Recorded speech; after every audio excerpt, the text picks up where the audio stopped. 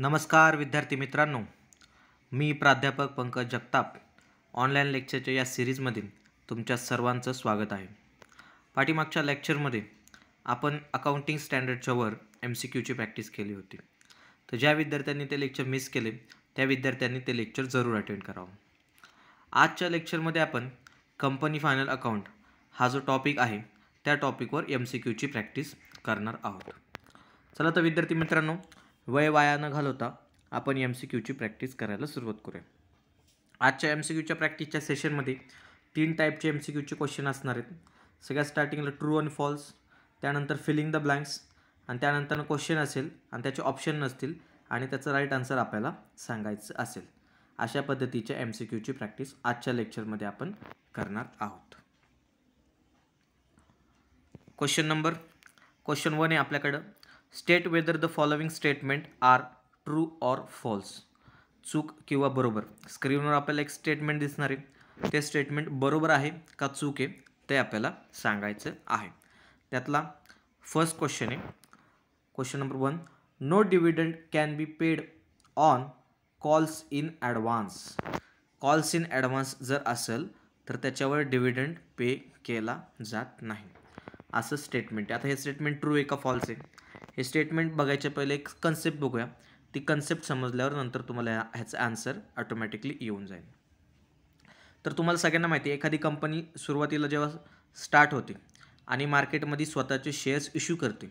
Shares issue करत असताना for example suppose 10 रुपयाचा एक शेअर आहे, तर कंपनी डायरेक्ट मार्केटमध्ये 10 रुपये मागत नाही. तर कंपनी काय करते, पार्टमध्ये त्या शेअर्स इश्यू करते आणि त्याचे पैसे मार्केटमधून घेत असते. फॉर एक्झाम्पल हे 11वीपासून आपण शिकत आलो, 12वी 11वी FYपर्यंत आपण हे सगळ्या गोष्टी शिकत आलो. कसं, सगळ्यात सुरुवातीला ऑन ॲप्लिकेशन मनी, मग नंतर अलॉटमेंट, नंतर फर्स्ट कॉल, सेकंड कॉल आणि फायनल कॉल. अशा कॉल्समध्ये कंपनी मार्केटमधनं पैसे मागवत असतं. तर आता काय वेळा काय होतं, कधी असं होतं की कंपनी फॉर एक्झाम्पल 10 रुपयाचा शेअर आहे, सपोज अलॉटमेंट 2 रुपयाचं केलं आहे, 3 रुपयाचा फर्स्ट कॉल आहे आणि 3 रुपयाचा सेकंड कॉल आहे आणि 2 रुपयाचा फायनल कॉल आहे. असं 10 रुपयाचं बारफेर्गेशन सपोज कंपनीने केलेलं आहे. तर सपोज असं होतं की सेकंड कॉलचा टाईम झालेला आहे, अलॉटमेंट सगळ्यांनी पैसे दिलेत, त्यानंतर सेकंड कॉलचा टाईम झालेला आहे आणि सेकंड कॉलचे पण बऱ्यापैकी जणांचे पैसे आलेत, काही जणांचे पैसे नाही आले. आता ज्या लोकांचे पैसे आलेले नाहीत, ज्या शेअर होल्डरनी पुढच्या कॉलचे जे पैसे आहेत ते दिलेले नाही आहेत, तर त्यांना आपण म्हणतो कॉल्स इन ॲरियर्स. कॉल्स इन ॲरियर्स, ज्या लोकांनी शेअरचे पैसे दिले नाहीत त्यांना आपण काय म्हणतो, कॉल्स इन ॲरियर्स. आणि काही लोक असे असतात की कंपनीने सध्याला टोटल 10 रुपयामधले 5च रुपये मागितले होते सध्याच्या घडीला, पण काही लोक असतात की ते ॲडव्हान्समध्येच 10 रुपये पूर्ण देऊन टाकतात किंवा ॲडव्हान्समध्ये त्यांनी 7 रुपये दिले. जिथं 5 रुपयापर्यंत आत्ता आपण आलो होतो कंपनी म्हणून, तर त्यांनी सपोज 7 रुपये दिले, म्हणजे पुढचे 3 रुपये सपोज त्यांनी ॲडव्हान्समध्ये दिले. तो क्वेश्चनमध्ये आपल्याला तेच विचारले, ॲडव्हान्स कॉल, ज्या शेअर होल्डरनी ॲडव्हान्समध्ये पैसे दिलेत त्यांना काय. क्वेश्चन परत एकदा वाचूया आपण. No dividend can be paid on calls in advance. Dividend paid केला जात नाही कॉल्स इन ॲडव्हान्सच्या केसमध्ये. तर या प्रश्नाचं राईट आन्सर आहे ट्रू, येस. कॉल्स इन ॲरियर जरी असलं आणि कॉल्स इन ॲडव्हान्स जरी असलं तरी डिव्हिडंड पेड केला जात नाही. डिव्हिडंड हा फुल्ली पेड इक्विटी शेअर्सवरच दिला जातो. त्यामुळं ॲडव्हान्स जरी असेल आणि ॲरियर जरी असेल तरी त्या दोन्ही केसमध्ये डिव्हिडंड दिला जात नाही. त्यामुळे क्वेश्चन नंबर 1चं राईट आन्सर आहे ट्रू. नेक्स्ट क्वेश्चन बघूयात. Managerial remuneration is to be calculated before providing for taxation. Managerial remuneration अत्यंत महत्त्वाचा पॉईंट आहे. मोठ्या कंपनीमध्ये काम करत असताना मॅनेजर लेवलचं काम जे व्यक्ती करत असतात तर त्यांना कंपनी रेम्युनरेशन देत असतं. मग ते रेम्युनरेशन देत असताना त्याचं कॅल्क्युलेशन कसं करायचं असं या प्रश्न आपल्याला या संदर्भात मार्गदर्शन करतोय. तर फॉर एक्झाम्पल तुम्हाला सगळ्यांना माहिती आहे, आपण प्रॉफिट कसा कॅल्क्युलेट करतो. आपल्याला जो काय प्रॉफिट झाला आहे तो आणि त्याच्यामधनं आपण कंपनीचे एक्सपेन्सेस मायनस करतो. फॉर एक्झाम्पल सॅलरी, डेप्रिसिएशन, ऑफिसचा एक्सपेन्सेस असेल, स्टेशनरी एक्सपेन्सेस असेल, एक्झाम्पल दिले, इलेक्ट्रिसिटी चार्जेस, हे सगळे एक्सपेन्सेस मायनस करतो आणि आपण आपला नेट प्रॉफिट कॅल्क्युलेट करत असतो. आणि नेट प्रॉफिट कॅल्क्युलेट केल्यानंतरनं त्या नेट प्रॉफिटवर आपण काय करत असतो, टॅक्स गव्हर्नमेंटला पेड करत असतो. मग आता या ठिकाणी मॅनेजर रेम्युनरेशन, एखादा मॅनेजर काम करतोय मग त्याच्याबद्दल त्याला रेम्युनरेशन दिलं पाहिजे, तर मग ते रेम्युनरेशन देताना कॅल्क्युलेशन करत असताना प्रॉफिट जो आपण आहे त्या प्रॉफिटच्या पर्सेंटेजवर त्याला मॅनेजरला रेम्युनरेशन द्यायचं असतं. मग तो प्रॉफिट कॅल्क्युलेट करत असताना त्याच्यामधनं काय करायचं आपल्याला टॅक्सेशनसुद्धा मायनस करायचे आहेत. आलं लक्षात. नॉर्मली प्रॉफिट आपण कसं कॅल्क्युलेट करतो, आपला इन्कम त्यातनं सगळे एक्सपेन्सेस मायनस करतो, तो झाला आपला प्रॉफिट. आलेल्या प्रॉफिटवर आपण टॅक्स लावतो आणि टॅक्स लावल्यानंतर मग जो उरलेला प्रॉफिट आहे टॅक्स जो कॅल्क्युलेट करायचा तो पण प्रॉफिटमधनं परत मायनस करायचा. तो प्रॉफिटमधनं मायनस केल्यानंतरनं मग आपल्याला त्या ठिकाणी जे प्युअरली इन्कम राहते त्या इन्कमवर आपण काय करणार आहे, त्या इन्कमवर पर्सेंटेज कॅल्क्युलेट करून मॅनेजरला रेम्युनरेशन देणार आहे. त्यामुळं क्वेश्चन नंबर 2चं राईट आन्सर आहे ट्रू. येस. क्वेश्चनमध्ये काय सांगितलं होतं, manager remuneration is to be calculated before providing for taxation. म्हणजे काय, प्रॉफिट जो आहे त्याच्यातनं टॅक्ससुद्धा मायनस करून जो उरलेला प्रॉफिट आहे त्या प्रॉफिटच्या पर्सेंटेजवर आपण मॅनेजरला रेम्युनरेशन देत असतो. त्यामुळं क्वेश्चन नंबर 2चं राईट आन्सर आहे ट्रू. नेक्स्ट क्वेश्चन बघूयात आपण. Question number 3, any dividend remaining unclaim after 3 years from the date on which it became due can be transferred to capital reserve. Unclaim dividend अत्यंत महत्त्वाची आणि interesting concept आहे. आपल्याला सगळ्यांना माहिती आहे आपण कंपनीमध्ये शेअर्स घेतो, तर शेअर्स घेण्यापाठीमागचा उद्देश काय असतो, डिव्हिडंड, लाभांश आपल्याला मिळावा, त्या शेअर्सवर आपल्याला डिव्हिडंड मिळावा, लाभांश मिळावा, हा आपला महत्त्वाचा उद्देश असतो. मग सपोज काय वेळा असं होतं की डिव्हिडंड अनक्लेम राहिला. फॉर एक्झाम्पल XYZ नावाचा एक व्यक्ती आहे आणि त्याने एखाद्या कंपनीमध्ये शेअर्स खरेदी केले आणि त्यांनी शेअर्स खरेदी केले आणि कंपनीने त्याच्यावर डिव्हिडंड पण डिक्लेअर केला आणि त्यांनी ते डिव्हिडंड घेतलंच नाही. कंपनी डिव्हिडंड डिक्लेअर करून झाला पण त्या व्यक्तीने तो डिव्हिडंड जर स्वीकारलाच नाही, घेतलाच नाही, तर मग त्या केसमध्ये डिव्हिडंडचं काय होणार. तर अशा केसमध्ये ती एक कन्सेप्ट आहे, त्याच्या पाठीमागं कायद्यामध्ये एक प्रोसिजर आहे. ती प्रोसिजर अशी आहे, जर एखादा अनक्लेम डिव्हिडंड राहिला, कंपनीने डिव्हिडंड दिला आहे पण शेअर होल्डरनी जर तो डिव्हिडंड घेतला नाही, तर तो UDA म्हणजेच काय, unpaid dividend account. Unpaid dividend account section 124च्या अंतर्गत येतं. ते अनपेड डिव्हिडंड अकाउंटमध्ये ते पैसे जातात आणि अनपेड डिव्हिडंड अकाउंटमध्ये ते पैसे राहतात आणि ते पैसे किती दिवस, 7 वर्ष तिथं राहू शकतात. पुढच्या नेक्स्ट येणारे 7 years अनक्लेम डिव्हिडंड अकाउंटमध्ये ते राहतात. आणि जर 7 वर्षापर्यंत राहिले आणि 7 वर्षापर्यंत पण ते जर पैसे त्या शेअर होल्डरनी जर क्लेम नाही केले, तर मग ते पुढं जातात IEPFचा फुल फॉर्म सांगतोय, investor education and protection fund. ते सुद्धा त्याचं सेक्शन आहे सेक्शन 125. परत एकदा फुल फॉर्म सांगतो, investor education and protection fund. तर अशी प्रोसेस आहे अनक्लेम डिव्हिडंडची. आणि आपल्याला क्वेश्चनमध्ये काय सांगितलं आहे, क्वेश्चन परत एकदा वाचूया. Any dividend remaining unclaim after 3 years from the date on which it become due can be transfer to capital reserve. Capital रिझर्व्हला पाठवायचे 3 वर्षामध्ये, हे स्टेटमेंटमध्ये सांगितले. आता मी तुम्हाला प्रोसेस सांगितली, त्याच्यात पुढे कॅपिटल रिझर्व्हचा उल्लेख होता का, अजिबात नाही. 3 yearsचा उल्लेख होता, अजिबात नाही. त्यामुळे हे स्टेटमेंट काय आहे, फॉल्स. आलं लक्षात. परत एकदा क्विकमध्ये 1 मिनिटात सांगतो. अनक्लेम डिव्हिडंडचं काय होतं, अनक्लेम डिव्हिडंड जातं अनपेड डिव्हिडंड अकाउंटमध्ये. अनपेड डिव्हिडंड अकाउंट त्याचं सेक्शन आहे सेक्शन 124, त्याचा short form UDA, unpaid dividend account. मग तिथं ते 7 वर्ष राहतं. 7 वर्ष जर राहिलं आणि 7 वर्षामध्ये जर क्लेम नाही केलं, तर मग ते पुढं जातं IEPFचा फुल फॉर्म आहे investor education and protection fund. त्याचं सेक्शन आहे सेक्शन 125. IEPFमध्ये ते पैसे नेक्स्ट पुढं जातात. त्यामुळं जे आपल्याला स्क्रीनवर स्टेटमेंट दिसते त्याच्यामध्ये काय सांगितलं होतं, 3 years कॅपिटल रिझर्व्हचा काही संबंध नाही. त्यामुळे हे स्टेटमेंट काय, फॉल्स. क्वेश्चन नंबर 3चं उत्तर आहे फॉल्स. नेक्स्ट क्वेश्चन बघूयात. Question number 4, issue of bonus share is not permissible unless the existing partly paid up shares are made fully paid up. एकदम सोपं क्वेश्चन आहे. काय क्वेश्चनमध्ये सांगितलं, issue of bonus share is not permissible unless the existing partly paid up shares are made fully paid up. आता हे partly paid up fully paid up हे मी तुम्हाला क्वेश्चनच्या आपल्या पहिल्याच क्वेश्चनमध्ये सांगितलं होतं. काय की तुकड्यांमध्ये पार्टमध्ये आपण कंपनी म्हणून शेअर इश्यू करत असतो आणि त्याच्यामध्ये काही शेअर असतात पार्टली पेडअप, काही शेअर असतात फुल्ली पेडअप. तर या ठिकाणी प्रश्न विचारला आहे बोनसच्या बाबतीत, की जे समजा पार्टली पेडअप आहेत, पार्टली पेडअप म्हणजे 10 रुपयाचा शेअर आहे आणि त्यांनी त्याचे 5च रुपये दिलेत किंवा 7च रुपये दिलेत, मग त्या शेअरवर बोनस देणार का, हा प्रश्न या ठिकाणी आहे. तर या प्रश्नाचं उत्तर आहे ट्रू. त्या शेअरवर बोनस देणार नाही. कारण काय क्वेश्चनमध्ये काय परत एकदा वाचूया. Issue of bonus share is not हा शब्द खूप महत्त्वाचा, is not permissible unless the existing partly paid up share are made fully paid up. जोपर्यंत जे पार्टली पेडअप शेअर आहेत, सपोज 10 रुपयाचा शेअर आणि शेअर होल्डरने 7च रुपये पेड केलेत, जोपर्यंत तो राहिलेले उरलेले 3 रुपये पेड करत नाही आणि त्या शेअरला फुल्ली पेडअप करत नाही, तोपर्यंत त्याला बोनस मिळणार नाही असं स्टेटमेंटमध्ये सांगितलं आहे. आणि हे स्टेटमेंट काय, येस ट्रू, हे स्टेटमेंट एकदम बरोबर आहे. नेक्स्ट क्वेश्चन बघूयात. Question number 5. Dividend can B declare after providing only current years depreciation. फक्त करंट इयर्सच डेप्रिसिएशन प्रोव्हाइड केल्यानंतर आपण डिव्हिडंड डिक्लेअर करू शकतो असं या स्टेटमेंटमध्ये सांगितलं आहे. तर बघूयात आपण हे स्टेटमेंट बरोबर आहे का चूक आहे. तर हे स्टेटमेंट फॉल्स आहे. हे स्टेटमेंट चूक आहे. फक्त करंट इयर्सच नाही, पाठीमागच्या सगळ्या वर्षाचं डेप्रिसिएशन व्यवस्थित ॲज पर ॲक्ट जे कायद्यानुसार डेप्रिसिएशनचे पर्सेंटेजचे रेट आहेत, कंपनीज ॲक्ट 2013 असेल, इन्कम टॅक्स ॲक्टच्या थ्रूमध्ये जे आपल्याला गाईडलाईन दिलेले डेप्रिसिएशनची, मशिनरीचं काय असेल, प्लांट अँड मशिनरीचं, त्यानंतर बिल्डिंगचे स्पेसिफिक प्रत्येकाचे डेप्रिसिएशनचे रेट आहेत. तर त्या डेप्रिसिएशनच्या रेटनुसार त्या वर्षाचं आणि मागच्या सगळ्या वर्षाचं डेप्रिसिएशन चार्ज केलेलं असलं पाहिजे. त्यामुळं क्वेश्चन नंबर 5चं राईट आन्सर आहे फॉल्स. नेक्स्ट बघूयात आपण. Indicate the correct answer. Indicate the correct answer या क्वेश्चनमध्ये काय असणार आहे, आपल्याला स्क्रीनवर एक क्वेश्चन दिसणार आहे आणि त्याचे ABC असे पर्याय तुम्हाला समोर दिसतील.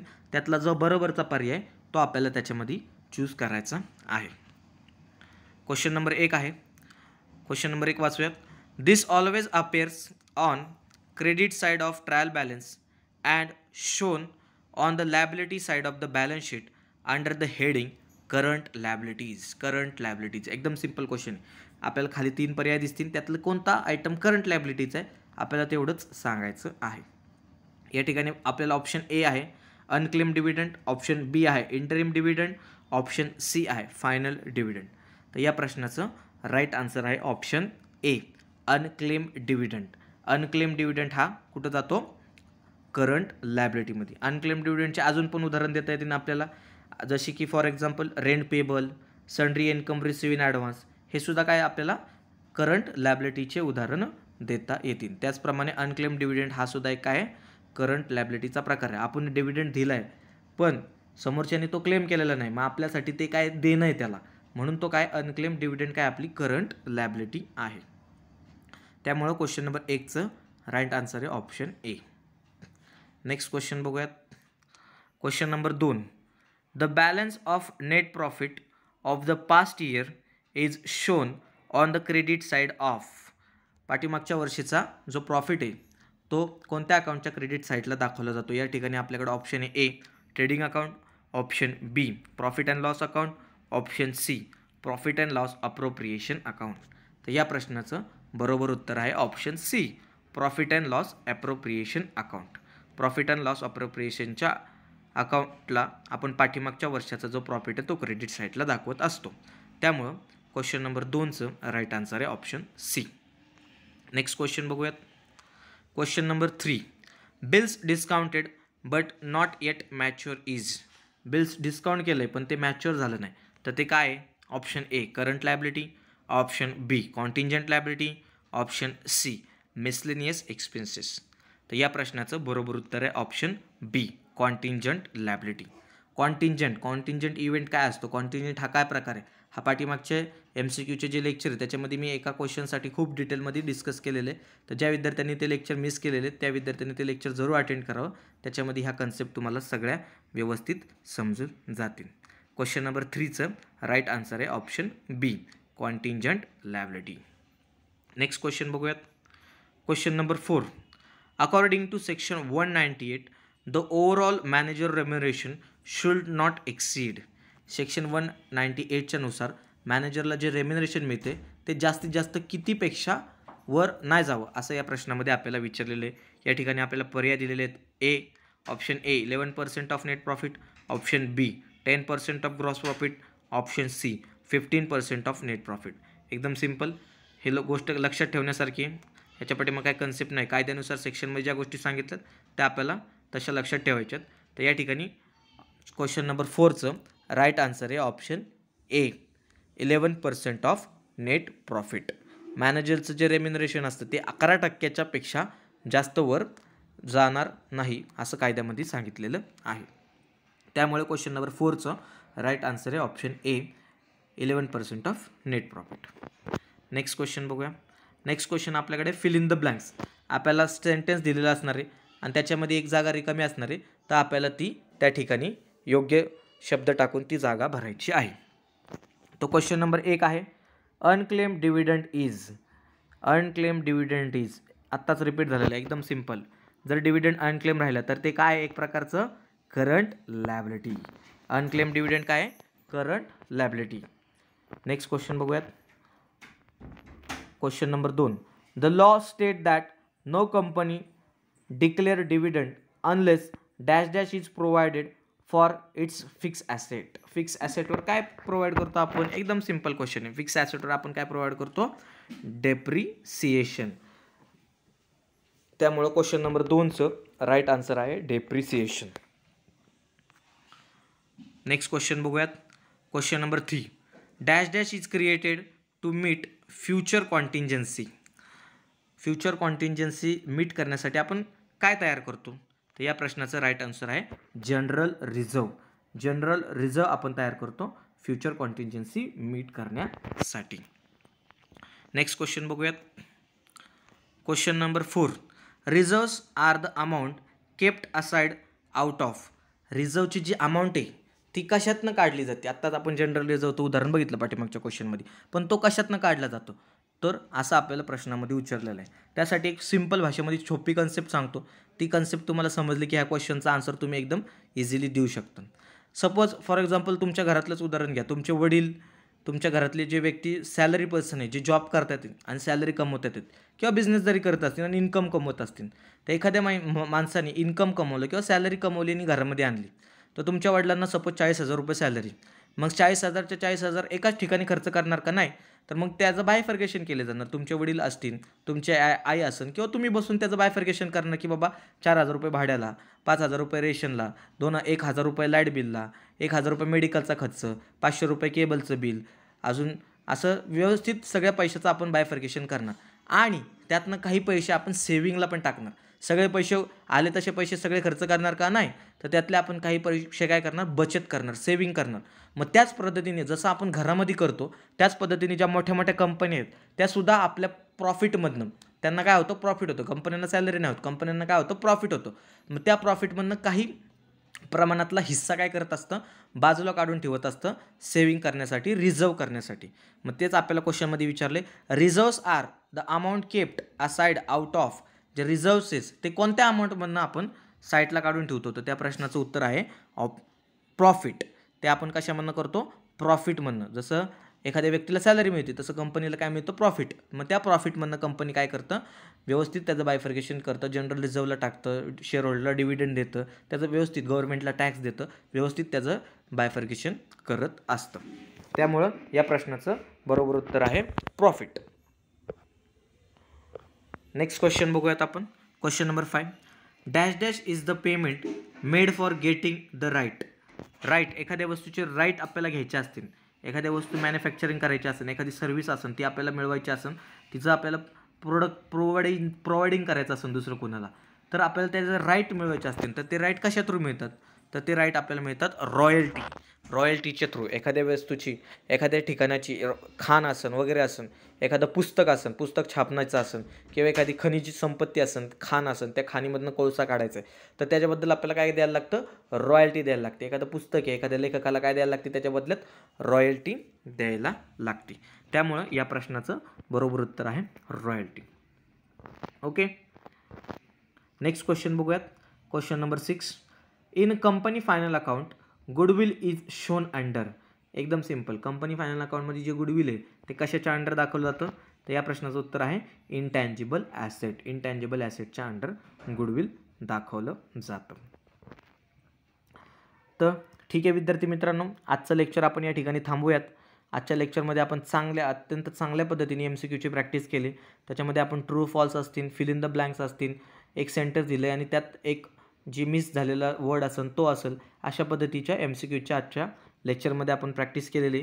तर जे विद्यार्थी चॅनलला नवीन असतील त्यांनी चॅनलला सबस्क्राईब करावं आणि ही व्हिडिओ जास्तीत जास्त विद्यार्थ्यांपर्यंत शेअर करावी. व्हिडिओला लाईक करा आणि लेक्चर कसं वाटलं कमेंट सेक्शनमध्ये जरूर कळवा. Okay, thank you.